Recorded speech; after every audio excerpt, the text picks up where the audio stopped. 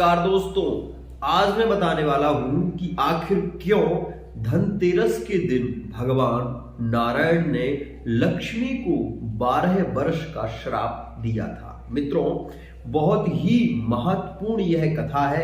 यदि आप इसको नहीं जानते तो विशेष रूप से इस कथा को अवश्य ही सुने, क्योंकि यह बहुत ही महत्वपूर्ण है। मित्रों, एक समय की बात है कि भगवान नारायण लक्ष्मी के साथ में विचरण कर रहे थे। एकादशी का उस दिन था और एकादशी में भगवान नारायण का विशेष रूप से पूजन किया जाता है। मित्रों, लक्ष्मी नारायण के साथ में पृथ्वी पर आए और पृथ्वी पर वो जैसे ही आए मित्रों, पृथ्वी पर उन्होंने कहा कि लक्ष्मी आप यहीं पर विश्राम करो। और वहां पर एक कुटिया बनी हुई थी मित्रों, वहां पर उन्होंने कहा कि लक्ष्मी आप यहां पर विश्राम करो। साधारण वृद्ध का रूप धारण किया और वह दोनों पति पत्नी भगवान नारायण और लक्ष्मी ने वृद्ध का रूप धारण किया और वहां पर भगवान नारायण ने कहा कि लक्ष्मी तुम यहीं बैठना और मैं दक्षिण दिशा में जा रहा हूं, पर तुम मेरा पीछा मत करना, मैं कहीं जा रहा हूं और विशेष प्रयोजन से जा रहा हूं। यह सुनकर लक्ष्मी के मन में बहुत ज्यादा संकोच हुआ और उन्हें शक होने लगा कि भगवान नारायण आखिर कहां जा रहे हैं मुझे छोड़कर। मित्रों, जैसे कि स्त्रियों का स्वभाव ही होता है, अगर पुरुष विशेष रूप से ये कह दे कि देखो मैं वहां जा रहा हूं तो मुझे फोन मत करना, तो वो जरूरी वहां पर फोन लगाएंगे। मित्रों, ऐसी स्थिति में भगवान नारायण जब वहां से चले, दक्षिण दिशा की ओर कुछ दूर चले गए, तो लक्ष्मी के मन में यह विचार हुआ कि भगवान तो देख नहीं रहे हैं, लेकिन मैं उनका पीछा करते करते उन्हें ये देख लूं कि आखिर वो किससे मिलने जा रहे हैं। क्योंकि भगवान नारायण सौंदर्यवान है, रूपवान है, वो चाहे तो कुछ भी कर सकते हैं। मित्रों, जब लक्ष्मी के मन में ऐसी ग्लानि आई और लक्ष्मी नारायण के पीछे पीछे चलने लगी। मित्रों, एक जगह पर बहुत ज्यादा उन्हें थकान हो गई और थकान होने के कारण वह वहां पर बैठ गई। वहां से वो भगवान को देख रही थी। इतने में क्या हुआ कि उन्हें बहुत जोर से भूख लगने लगी। जब उन्हें भूख लगने लगी तो उन्होंने एक गन्ने के खेत में जाकर एक गन्ना तोड़ा। मित्रों, गन्ने को तोड़ा जैसे ही भगवान नारायण को कुछ हलचल होती हुई दिखाई दी, उन्होंने लक्ष्मी को देख लिया और देखते ही वह लौटकर आए और उन्होंने कहा कि देवी, तुम्हें मुझ पर विश्वास ही नहीं था, इसलिए आज मैं तुम्हें श्राप देता हूं कि तुम 12 वर्षों तक इसी किसान की सेवा करो। और ऐसा श्राप देकर भगवान अपने वैकुंठ धाम के लिए चले गए। मित्रों, देखिए, भगवान ने श्राप दिया और लक्ष्मी जी को उस किसान के यहाँ पर 12 वर्ष उस किसान के यहाँ वो किसान आया। मित्रों, किसान ने देखा कि कोई वृद्ध रूपणी यहाँ पर खड़ी हुई है, असहाय है, तो वो अपने घर ले आया और उसने उनकी बड़ी सेवा की। देखिए मित्रों, जैसे ही किसान ने पहले दिन लक्ष्मी जी को प्रसाद पवाया तो उसके गृह में लक्ष्मी की वृद्धि होने लगी। साथ ही साथ कुछ दिनों के बाद वह राजा के समान उसका वैभव हो गया। मित्रों, वह यह जान गया कि यह सब इस वृद्ध रूपणी की ही माया है और ये इसके ही न जाने क्या है, इसका प्रभाव क्या है कि जिसके कारण मैं इतना ज्यादा धनी हो गया हूं। वह लक्ष्मी जी की बहुत सेवा करने लगा। मित्रों, वह यह जान गया था कि यह कोई चमत्कारी विशेष रूप से इसको कोई आशीर्वाद प्राप्त है। मित्रों, उसने लक्ष्मी जी की बहुत सेवा की और लक्ष्मी जी ने उस किसान के यहाँ पर भी बहुत सेवा की। मित्रों, जब 12 वर्षों के बाद भगवान नारायण वृद्ध रूप का धारण करके, वृद्ध जैसे थे तो वृद्ध रूप धारण करके और वहां पर आए, उन्होंने कहा कि अरे किसान, मैं इन्हें लेने आया हूं और मैं अपने साथ में इन्हें ले जाऊंगा।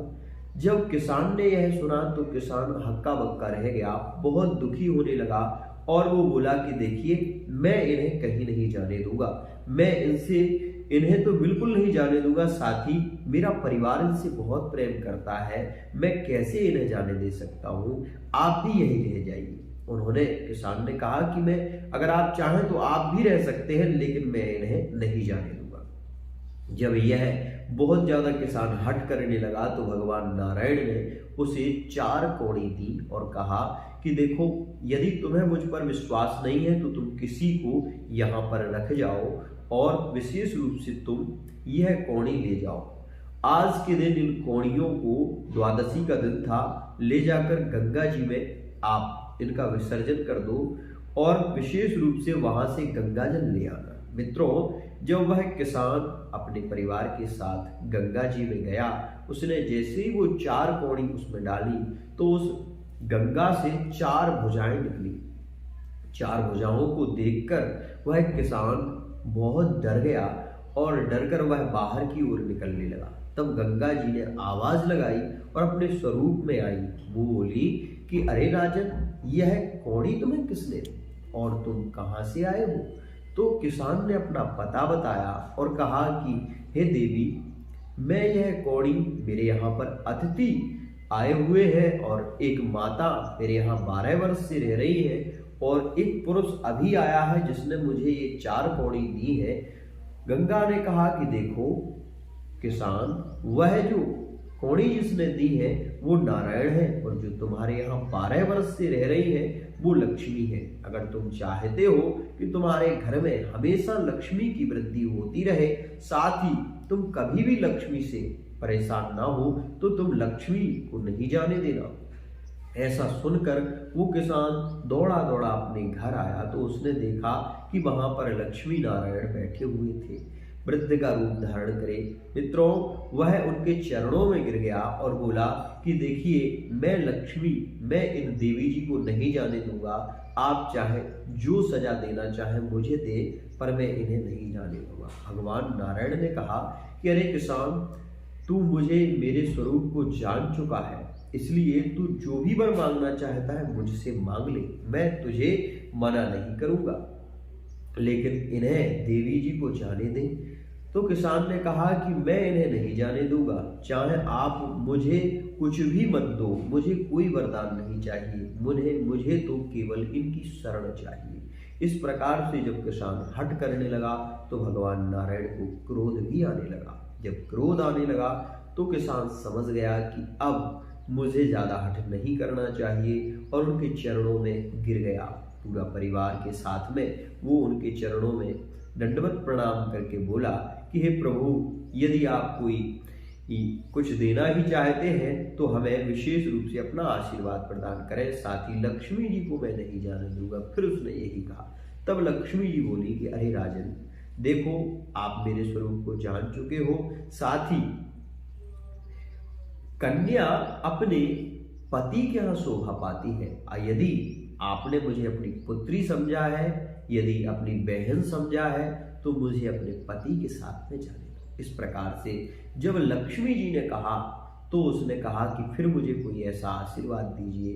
तो लक्ष्मी जी ने कहा कि देखो किसान, इस विशेष रूप से धनतेरस का दिन है कल, और कल के दिन जो मेरी पूजा करेगा, गन्ने की जड़ को रखेगा, धनिया को रखेगा विशेष रूप से, और उस धने को बोएगा तो उसके ग्रह में धन की वृद्धि, अपार धन की वृद्धि होगी। साथ ही एक घी का दीपक जलाएगा और विशेष रूप से लक्ष्मी नारायण का पूजन करेगा।